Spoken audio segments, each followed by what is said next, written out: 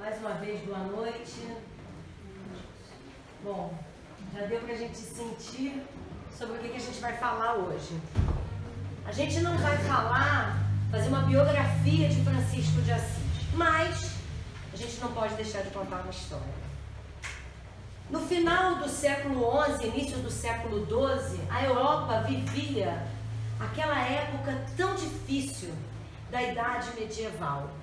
De um lado, o luxo, a imponência, o orgulho, a luta pelo poder comandada pela igreja. A igreja, ela coroava reis, ela promovia guerras, ela promovia encontros e desencontros. Do outro lado, o povo miserável, sofrido, abatido pelas doenças, pela pobreza, pela desesperança. Por nada se temia, por tudo também se temia. O povo não sabia o que fazer. E no final desse século XI, início do século XII, uma francesa muito bela conhece um italiano, um comerciante muito rico, muito bem posto na sociedade. Em uma de suas viagens, ele se enamora por Pica Morricone e se casa com ela. Esse homem era Pedro Bernardone. Eles se casam e Pedro Bernardone, que era o maior comerciante da cidade de Assis, imagina que terá uma prole muito grande para cuidar dos seus negócios, de preferência um varão. E Pica Morricone engravida. Mas seu marido viaja muito por toda a Europa a negócios e muito próximo dela dar à luz ao seu primeiro filho, ela chama uma serva muito leal que a acompanhava desde sempre e percebe que está no momento de dar à luz e seu marido viajava. E ela, de tradição católica, pede à serva que chame os outros servos.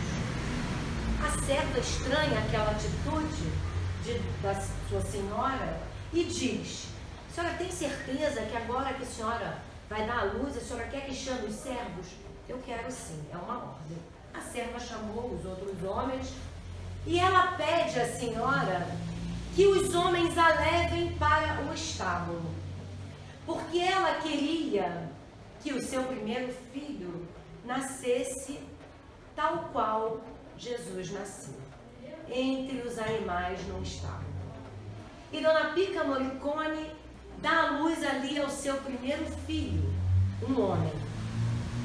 Ela volta para casa, ela dá o nome ao seu filho de Giovanni Bernardone.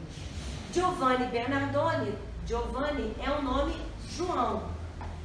O marido, quando volta, Pedro Bernardone, fica muito aborrecido com ela, porque como uma senhora, uma quase nobre, uma mulher de um grande comerciante, vai dar à luz no estábulo? Que absurdo! E para contrariar a esposa dele, naquele tempo já havia essa guerrinha de nervos, ele muda o nome do filho e dá o nome ao filho de Francesco Bernardone.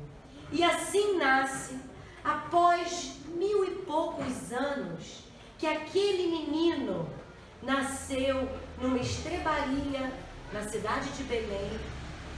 1200 anos depois, nasce num estábulo Francesco Bernardone, que mais tarde nós conheceremos como Francisco de Assis.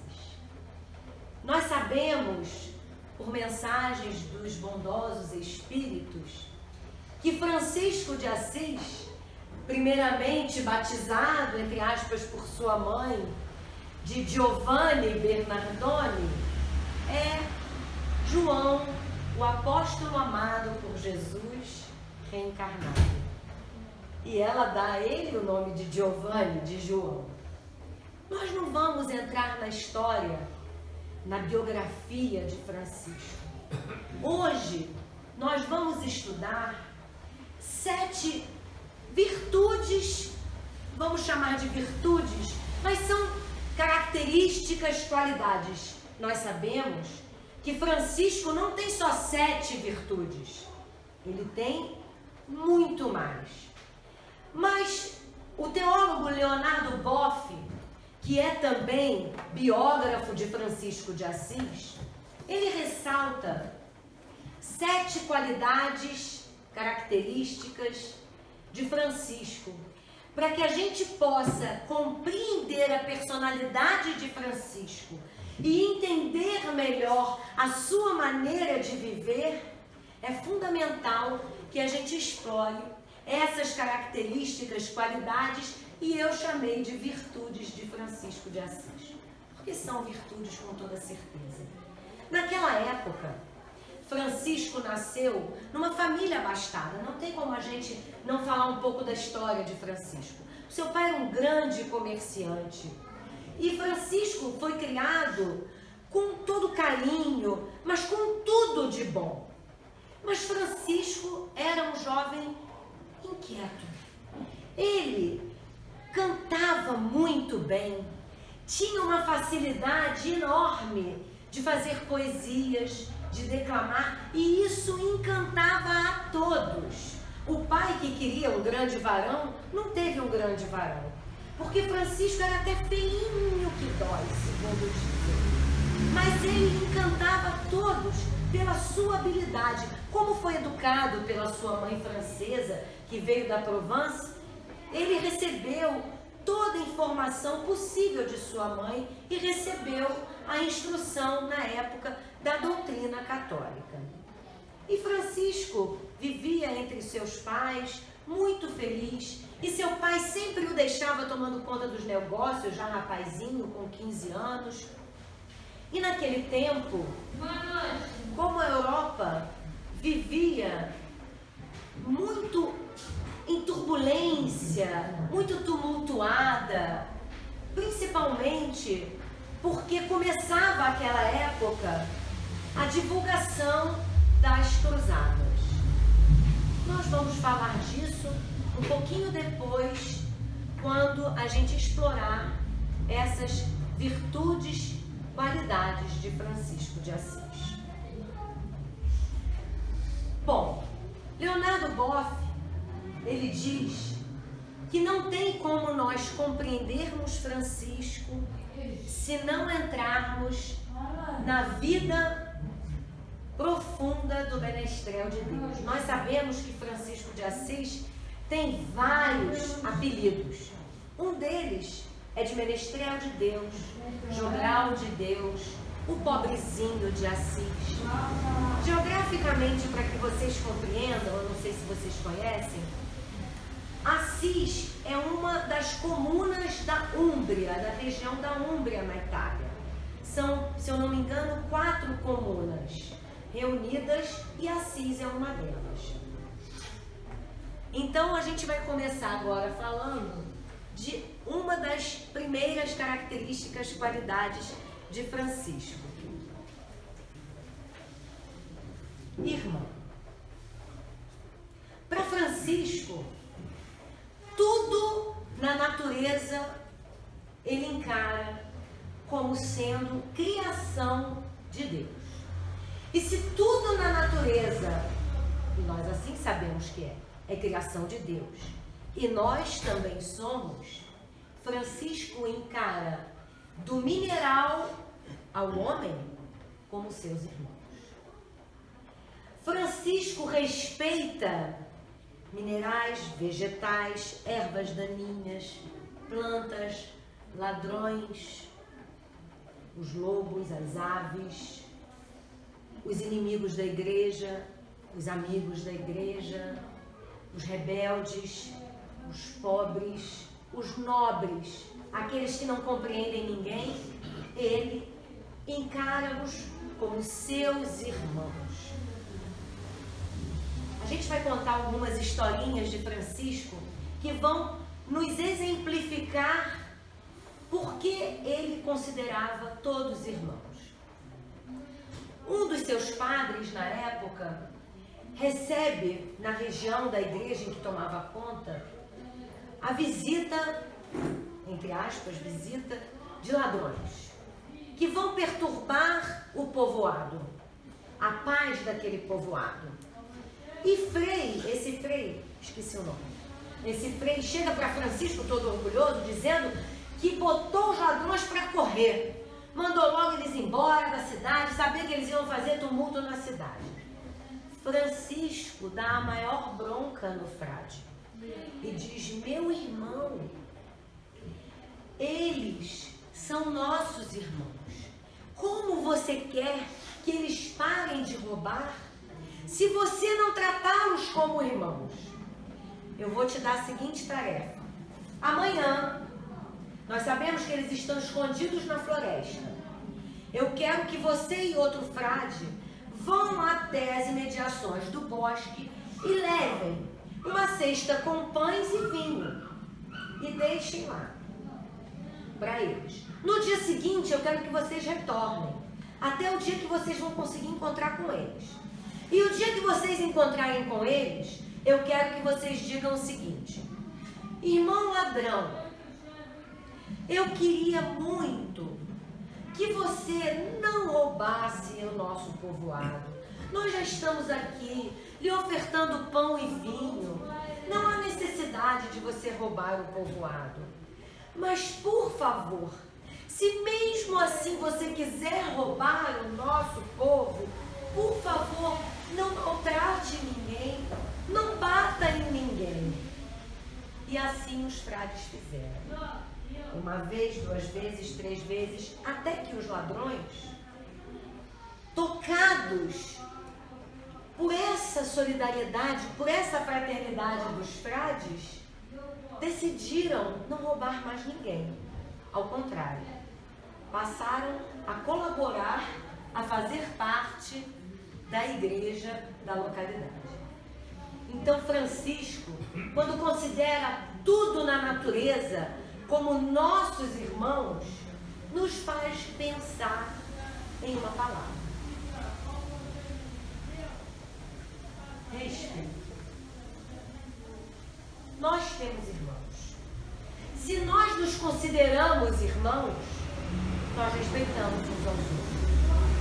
Se nós consideramos os animais nossos irmãos, nós respeitaremos os animais, nós respeitaremos a natureza, nós respeitaremos toda e qualquer expressão de Deus existente, que é tudo. Até mesmo aqueles ladrões, até mesmo aqueles insensatos, até mesmo os rebeldes, os assassinos, nós o respeitaremos, os respeitaremos, porque nós sabemos que são nossos irmãos.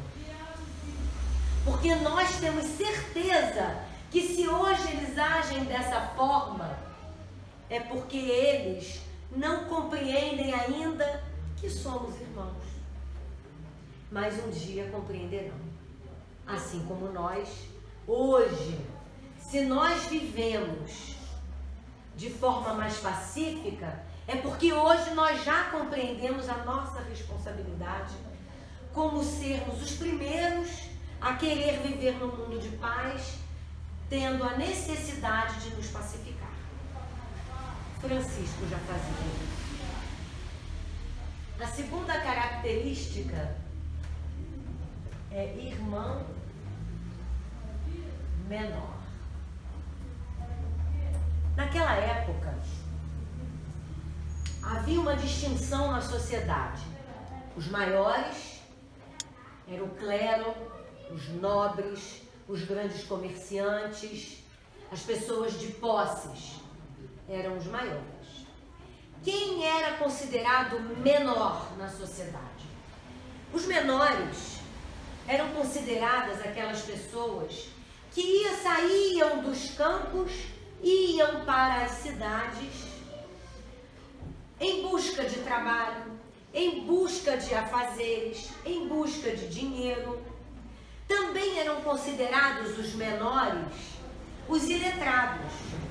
Então vamos lembrar que naquela época a igreja, somente a igreja, os clérigos, os bispos, os cardeais, conheciam as escrituras, porque somente eles eram letrados e algumas pessoas mais abastadas, os maiores. Portanto, tudo que se referia a Jesus, a vida de Jesus, a compreensão era apenas para os maiores, porque os menores eram iletrados. As missas eram rezadas em latim e de costas, né? E de costas. Havia lugares específicos para os menores, como no templo de Jerusalém, para os menores, os gentios da época de Paulo, da época de Cristo, ouvirem a palavra de Jesus. Bom, só ouviam, porque não entendiam nada. Nessa época, as cidades começaram a ter um grande problema. Começaram a ficar superpopulosas. E nós podemos imaginar, já conhecemos, que cidades superpopulosas, elas começam a ter o quê? Mais problemas. Falta comida, não tem trabalho para todo mundo, não tem nada. Então começa a ter muito problema de doenças nas cidades superpopulosas. Então encontram uma grande solução para diminuir o contingente populacional das cidades. Não podiam mandar essas pessoas embora. Não podiam simplesmente expulsar essas pessoas das cidades. Inteligentemente, né, vamos usar inteligentemente, a palavra inteligentemente, os cardeais, os nobres, criam as cruzadas. As cruzadas são criadas também com o intuito de levar esse contingente populacional exagerado para fora das cidades, com a promessa de que, se morressem, eles eram os menores. Vamos lembrar que quem ia, a maioria, eram os menores. Se morressem, seriam recebidos no céu com glórias, com honras. E se sobrevivessem, também voltariam para as suas cidades, repletos de honras e glórias. Esses homens, quando transitavam pelas cidades, eles eram olhados com mais respeito. Imaginem os menores sendo olhados com respeito numa cidade. Era tudo o que eles queriam. Então, sob esse encanto e de também devolver à igreja as suas cidades sagradas, os locais sagrados, lutar contra a dominação, a época muçulmana, moura, que dominava as cidades sagradas e os locais sagrados, principalmente aquela região da Palestina, de Jerusalém. Então eles foram junto nas cruzadas para ganhar honras se sobrevivessem ou ganhar honras se morressem. Francisco é tocado por essa ideia. Porque Francisco, no seu tempo de mocidade, ele começa a ficar muito incomodado. Ele tinha tudo. Participava de festas com seus amigos jovens, mas não era plenamente feliz. Francisco tem sonhos, entra em êxtase e fica profundamente abalado. Francisco não compreende por que alguns têm muito e outros não têm nada. Certa vez, numa das viagens de seu pai, talvez seja esse fato um dos mais marcantes, seu pai deixa Francisco tomando conta da loja. Francisco recebe um grande comerciante, o pai dele vendia tecidos, e vende, faz um grande negócio, fica muito feliz. Só que enquanto Francisco atendia o comerciante, um mendigo a todo instante entra na loja e E Francisco diz que ele não pode atendê-lo naquele momento. E o mendigo vai embora, e o homem volta à loja. Francisco ainda está atendendo o comerciante. Francisco diz que não pode atendê-lo naquele momento, manda o homem embora.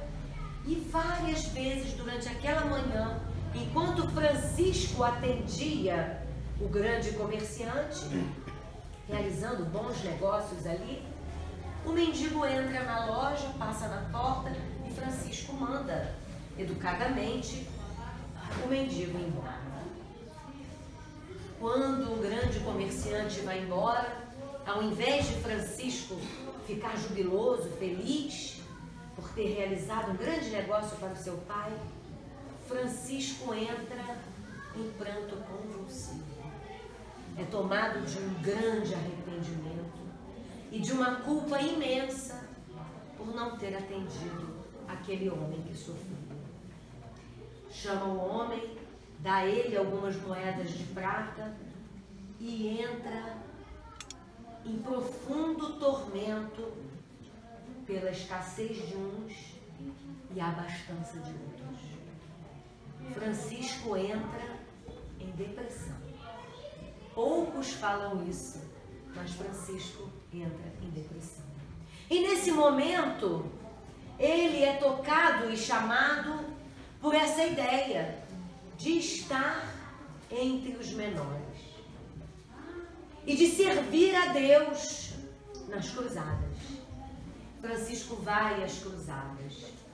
E lá no meio das cruzadas, no meio de tanta batalha, de tanta guerra, de tanto sangue derramado em nome do Senhor, Francisco tem uma visão. Francisco, não é isso que eu quero. Ergue-me, igreja.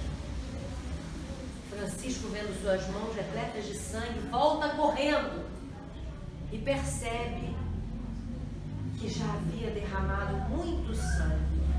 Um único sangue bastou ser derramado para a redenção de todos nós, que foi há mais de 1000 anos a época de Francisco, que foi o sangue do Cristo. Então Francisco volta e decide servir ao Cristo.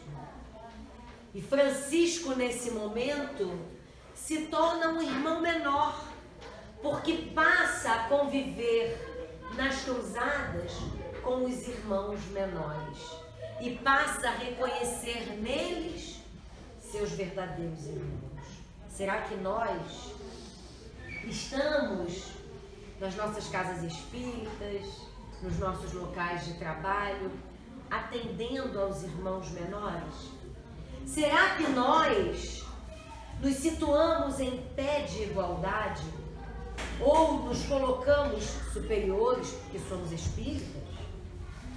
Porque conhecerei a verdade vos libertará. Porque temos o Consolador prometido por Jesus.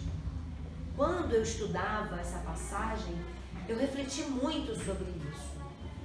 Falei, será que nós nos colocamos assim diante dos nossos irmãos de outras denominações religiosas, que, entre aspas, estão comprando as indulgências, que, entre aspas, estão recebendo a salvação porque aceitam Jesus? Será que nós aceitamos Jesus? Será que nós estamos ajudando Jesus a reerguer sua igreja? Porque a igreja de Jesus, a igreja que ele pediu a Francisco que reerguesse, não foi a igreja de pedra, embora Francisco começasse erguendo uma igreja de pedra. Embora embora Francisco começasse lá erguendo a igrejinha de São Damião, que estava em ruínas. Então Francisco, também equivocado com a ideia do templo de pedra, começa fazendo a obra da pequena igreja de São Damião. Será que nós estamos ajudando o Cristo a reerguer sua igreja? Sendo essa igreja aquela edificada no solo de nosso próprio ser imortal. A terceira característica de Francisco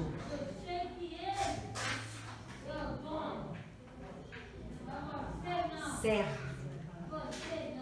É tão fácil essa, né? Imaginar Francisco de Assis como servo. Francisco de Assis era o ideal do serviço. Quando ele estava nas cruzadas, ele imaginou: eu não posso servir a outro senhor de outra maneira se eu não servir ao servo. Então Francisco passa a se igualar ao servo, porque ele deseja servir ao menor e não ao maior. Na verdade, o ideal de Francisco era servir. Francisco diz que tinha que ser servo, porque ele seguia Jesus. E o servo de Deus, por excelência, foi exemplificado por Jesus. Ninguém na terra se igualou como servidor de Deus como Jesus. Depois dele, Francisco. Joana de Ângeles nos diz que depois de Jesus, ninguém na terra até hoje se iguala a Francisco de Assis. Nem esses grandes servidores, e nós sabemos que tem muitos. Francisco servia a todos indistintamente. Francisco abria mão de si próprio para servir. Francisco respeitava tanto e servia tanto que, igual a Jesus, em muitas ocasiões, ele limpou as chagas, lavou os pés de seus irmãos, fazia comida na casa de seus irmãos doentes. Ele cuidava de cada um, até ele próprio doente, cansado, já velho para aquele tempo. Francisco foi muito doente. Ele servia. Para servir a Jesus, Francisco foi chamado de herege pelos cardeais, pelos homens da igreja. E queriam impedir Francisco e os seus seguidores, ele já tinha naquela época seguidores, de falar em nome de Jesus. Há uma passagem muito interessante, logo que Francisco começa a pregar o evangelho em praça pública, em Assis, um padre fica muito incomodado porque ele não era padre. Francisco não era padre. Ele não tinha sido ordenado padre, ele não tinha nenhum cargo na igreja. Como é que ele estava ali pregando o evangelho para os menores, para todos, na sua própria língua? Não estava pregando em latim, ele estava pregando no seu próprio idioma. Então ele manda chamar o pai de Francisco, Pedro Bernardone, diz: seu filho está lá pregando não sei o quê. E o pai de Francisco fica muito aborrecido com aquilo. E diz que se Francisco quisesse servir a Jesus, que Francisco tirasse aquela roupa, porque aquela roupa era dele, do pai. Francisco diz: eu vou continuar pregando, não seja por isso. Tirou a roupa e começou a pregar pelado no meio da rua, no meio da praça. Aí o padre ficou logo incomodado, pegou uma túnica qualquer, jogou em cima de Francisco, porque pelado ele não ia ficar pregando. Mas Francisco não deixou de pregar. E foi chamado herege, porque ele vestia-se daquela maneira. A partir de então, ele passou a usar apenas roupas rotas que ele encontrava ao longo do caminho, com uma corda amarrada na cintura, tal qual nós vemos, né? Aquele traje, aquele trapo. Imaginem, para os clérigos da época, que viviam em pompa e circunstância, uma das coisas que mexe com Francisco é quando muito jovem ele vai a Roma, faz sua primeira visita a Roma, e vai logo na igreja de São João. ele chega lá, ele fica muito incomodado, muito emocionado e muito incomodado. Ele se sente literalmente um estranho no meio, porque ele olha para aquilo e vê a igreja, os santos repletos de pedras preciosas, de ouro. E ele fala, isso não é a casa de meu pai. E vai embora. E volta. E quando ele começa a pregar, e que o pai manda ele tirar a roupa, e ele começa a pregar vestido humildemente, nem humildemente, ele andava como um mendigo. Os clérigos ficam muito abalados, muito aborrecidos. Como é que um mendigo podia pregar em nome do Senhor, pregar o Evangelho? E tentam fazer um movimento para impedir Francisco de continuar pregando. E Francisco pega seus frades e fala, vamos a Roma pedir autorização do Papa. Francisco vai a Roma. Com muita dificuldade, ele consegue uma entrevista com o Papa, que se chamava Giovanni também. O Papa Giovanni o atende apenas pela intervenção do bispo de Assis. E o Papa, quando olha aquele homem vestido igual um miserável, e aqueles outros frades vestidos igualmente, vários bispos se levantam e falam assim, ele não pode falar em nome da igreja. Como é que um mendigo, um maltrapilho, vai falar em nome da igreja? Um dos bispos fala para ele, bom,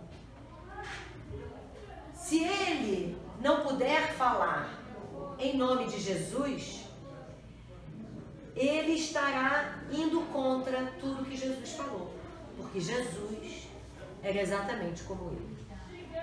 Esse padre, esse bispo, embora fosse um bispo com toda a pompa e circunstância, compreendia que Jesus era um miserável como Francisco. O Papa fica relutante.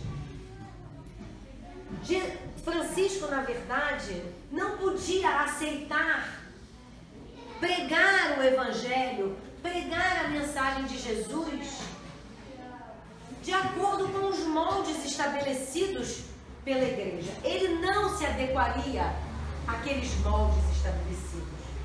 Porque, em primeiro lugar, ele jamais falaria exatamente como eles falavam, para ninguém entender. Ele queria que todos participassem e compreendessem a mensagem do Cristo.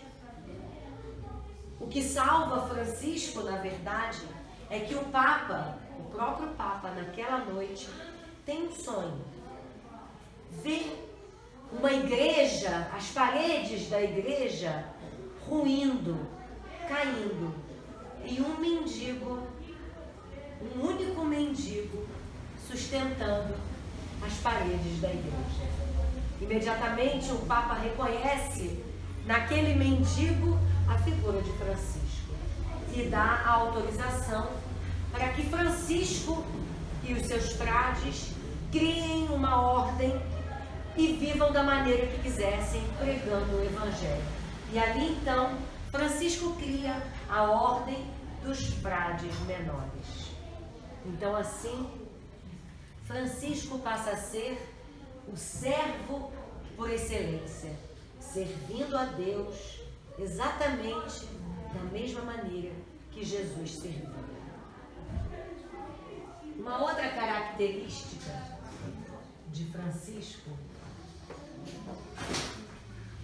Francisco é cortês. Cortesia, educação, afabilidade, Francisco exigia de seus frades. E isso era uma coisa que muito tocava as pessoas, porque aqueles homens muito simples, muito pobres, eram de uma afabilidade, eram de uma cortesia, de uma delicadeza que a todos encantava, porque contrastava com a figura deles, porque eles eram figuras, entre aspas, rudes, figuras humildes, simples, doentes, mas muito finos, muito cortês. Porque a maioria deles eram homens, como Francisco, de muita educação. O que nos faz refletir que bens, posses, não significam educação. E hoje nós vemos aí. Não é necessário que nós tenhamos recursos financeiros para sermos educados, para usarmos de cortesia, de doçura, de delicadeza com as pessoas. E essa cortesia não tem nada a ver com a hipocrisia, tem a ver com a delicadeza no trato, com o carinho. Isso nós aprendemos na nossa casa. Isso nós aprendemos com o exemplo. Porque nós vemos muitas pessoas que são abastadas, que são, entre aspas, né, de berço extremamente mal educadas. E nós vemos pessoas que têm uma simplicidade imensa, uma delicadeza imensa, e que às vezes não tem nem alguma instrução. Tem uma instrução muito rudimentar. Então isso nos faz pensar em como nos colocamos diante da vida, em como nos colocamos na nossa casa espírita, no nosso trabalho, como nós lidamos com as pessoas que vêm de maneira rude no nosso convívio, entre aspas, nos testar. Como nós retornamos aquilo que nós recebemos. Com cortesia, Francisco exigia delicadeza no trato com qualquer pessoa. Uma das outras características de Francisco, eu até ia deixar essa para o final, livre. Francisco era livre.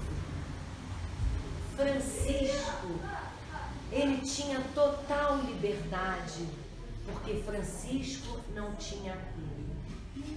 Quem tem apego não é livre. Quem tem apego a bens materiais, quem tem apegos emocionais, não é livre. Nós devemos lembrar que nós não temos nada, nem o nosso corpo físico. Até mesmo o nosso corpo físico é empréstimo de Deus para esta encarnação.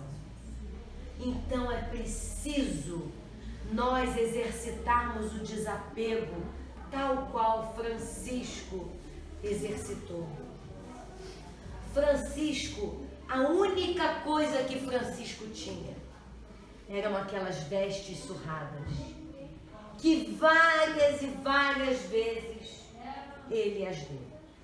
Porque em muitas oportunidades Francisco encontrava alguém mais necessitado que ele.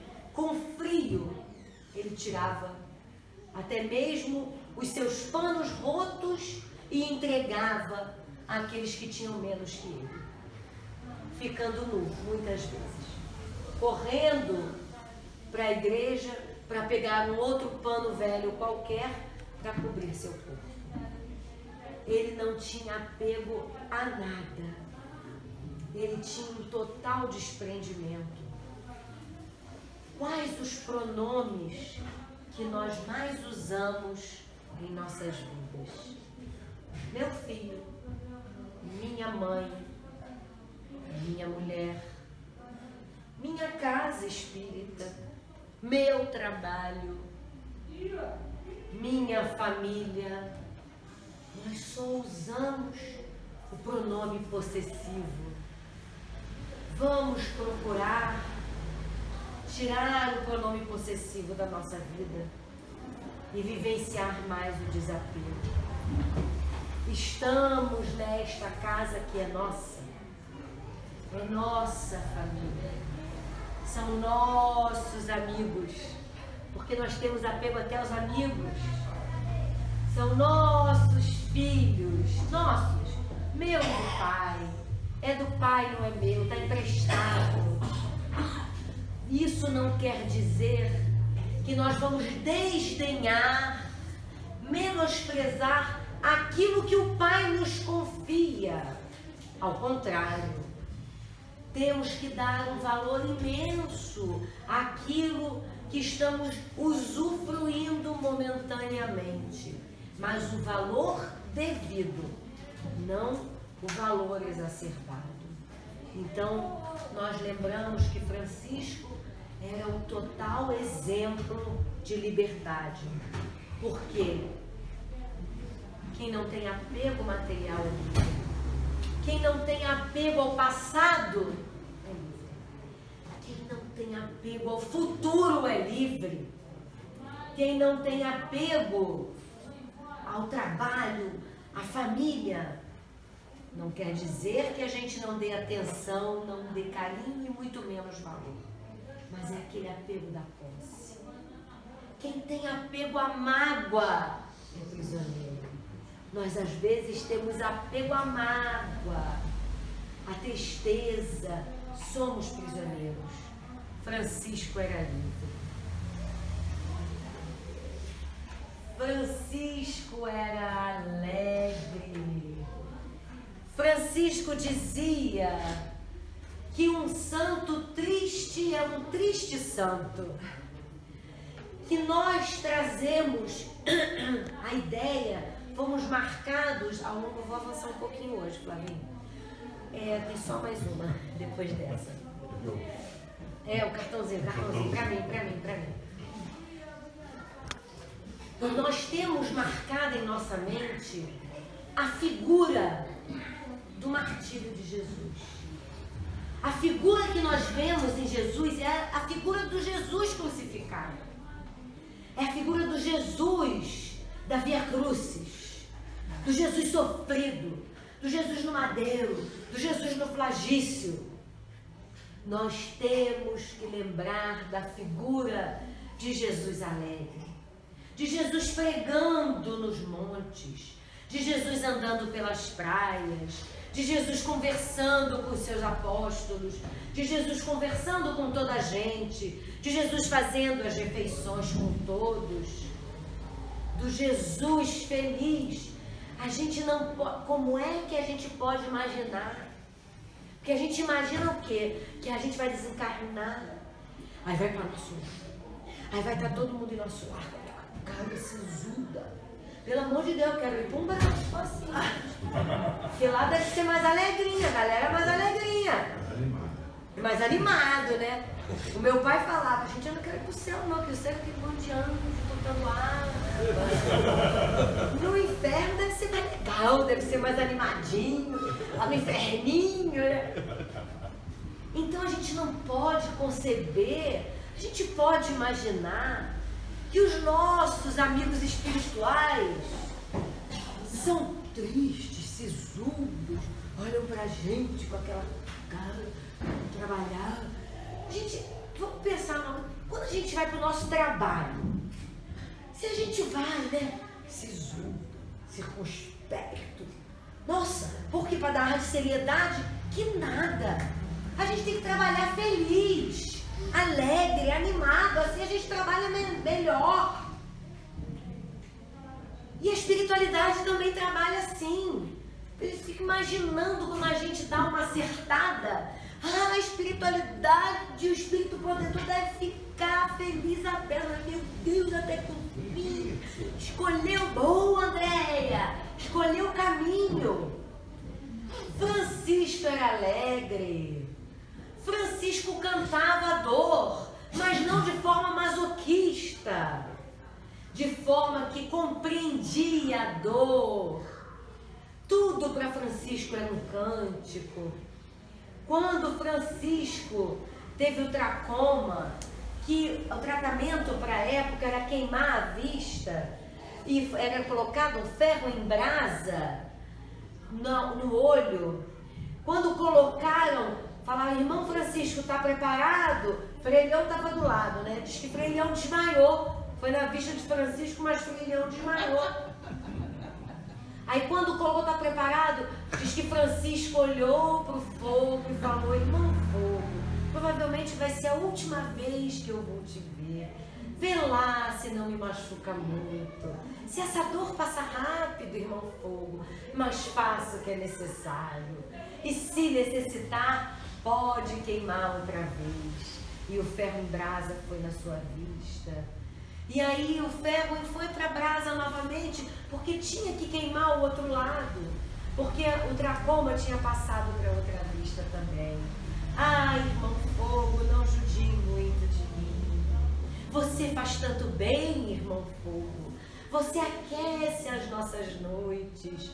Você faz o nosso alimento. Você ilumina a noite, irmão Fogo. Somente um espírito alegre pode falar assim. Não um espírito triste. Alegria não tem nada a ver com seriedade. Nós podemos ser sérios e alegres. E quem serve é alegre. Quem tem paz na consciência é alegre.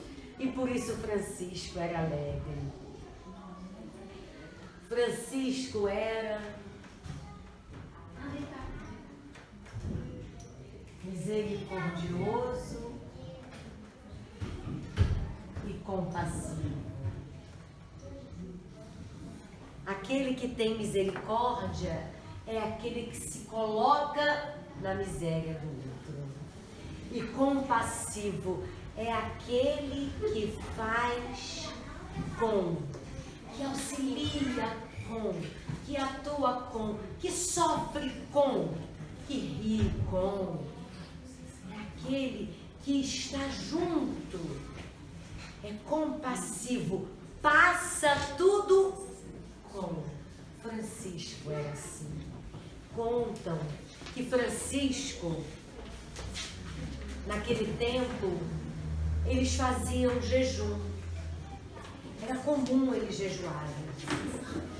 E certo dia, um frade gritava muito, porque não suportava mais aquela fome. Dizia que ia morrer, não aguentava mais o barulho do seu estômago roncando, ele ia morrer. Francisco jejuava também.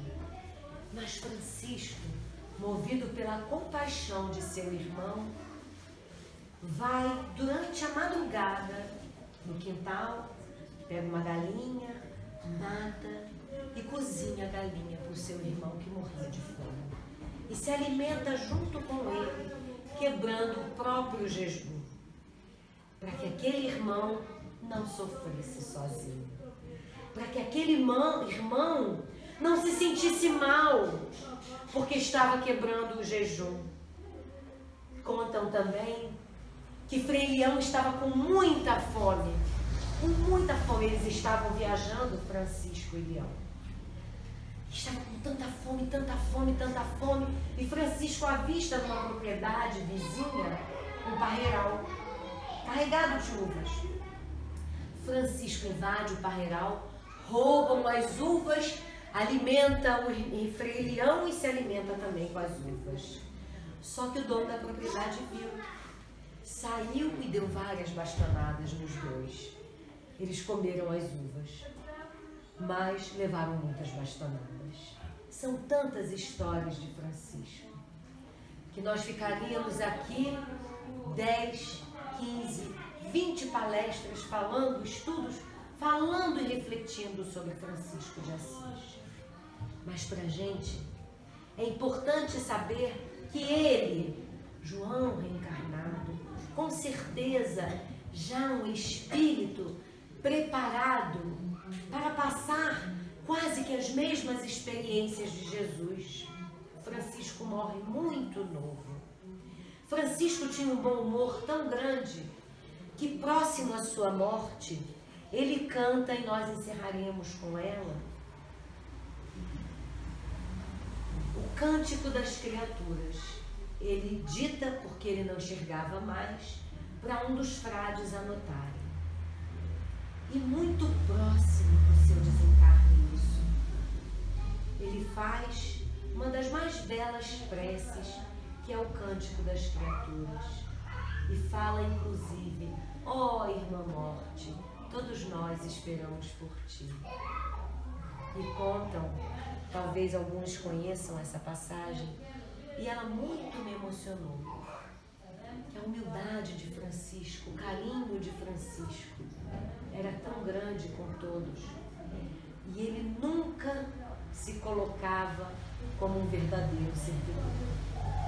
Certo dia em Assis, chega um jovem desesperado, bate à porta da igreja, o próprio Francisco abre e o jovem em desespero fala: por favor, o senhor sabe onde está Francisco, o santo de Assis?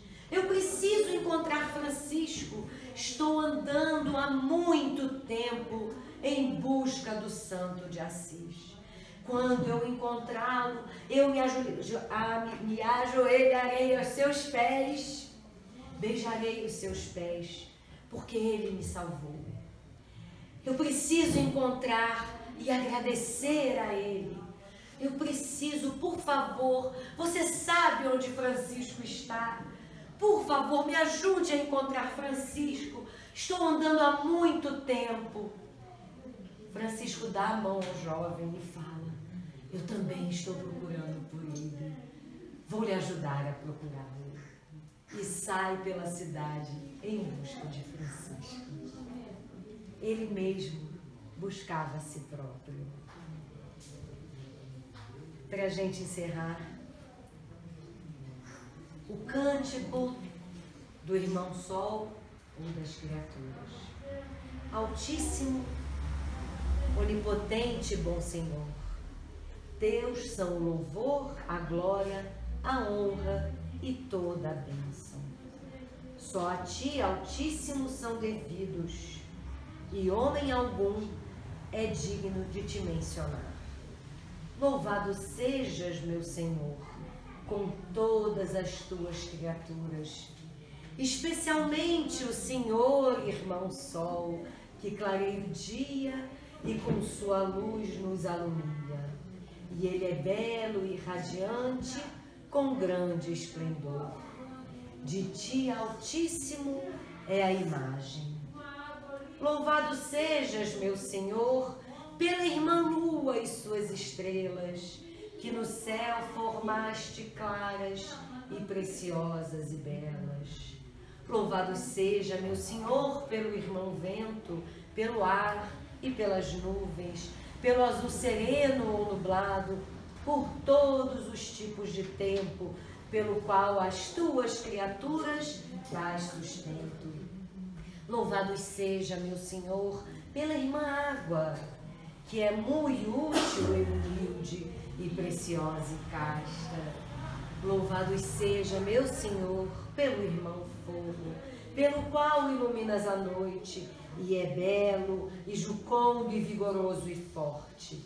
Louvado seja, meu Senhor, por nossa irmã, a Mãe Terra, que nos sustenta e governa, e produz frutos diversos, e coloridas flores e ervas. Louvado seja, meu Senhor, pelos que perdoam por teu amor e suportam enfermidades e tribulações. Bem-aventurados os que a sustentam em paz, que por ti, Altíssimo, serão coroados.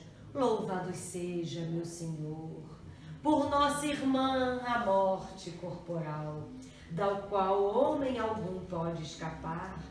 Ai dos que morrerem em pecado mortal, felizes os que ela achar, conforme a tua altíssima vontade, porque a morte segunda não lhes fará mal. Louvai e bendizei ao meu Senhor, e dai-lhe graças, e servi-o com grande humildade. Esse é Francisco, o menestrel de Deus, o pobrezinho de Assis. E para a gente encerrar, Francisco e Frei Leão estavam em viagem. Chegam numa cidade sob baixa de grande tormenta, de neve. na porta daquele mosteiro. Perguntam quem é de lá de dentro. E eles dizem, é Francisco. Eu não conheço nenhum Francisco, falam de lá de dentro. É Francisco que vem de Assis e Frei Leão. Nós não conhecemos nenhum Francisco e nenhum Leão. Frei Leão começa a entrar em desespero. Começa a ficar muito preocupado porque estava muito frio, nevando. E Francisco se joga na neve. Se joga na neve e começa a rir e a dizer, obrigada, Senhor, obrigada, meu Deus. Obrigada, Senhor, aqui estou em tuas mãos. O Frei Leão acha que Francisco está maluco. O frio está fazendo mal à cabeça de Francisco. E Frei Leão pergunta, Pai Francisco, por que estás rindo aqui na neve? Nós não abriram a porta para nós. Nós podemos morrer de frio, de fome, de sede. E Francisco diz, era só isso que me faltava. Eu agora estou inteiramente nas mãos de Deus. Seja feita a vossa vontade. Que a gente tenha um dia, quem sabe, coragem de olhar no momento em que a gente não saiba mais para onde correr, o que pedir ou o que fazer. E a gente olha com o Altíssimo e diga, seja feita a vossa vontade. Que Francisco nos abençoe. Graças a Deus.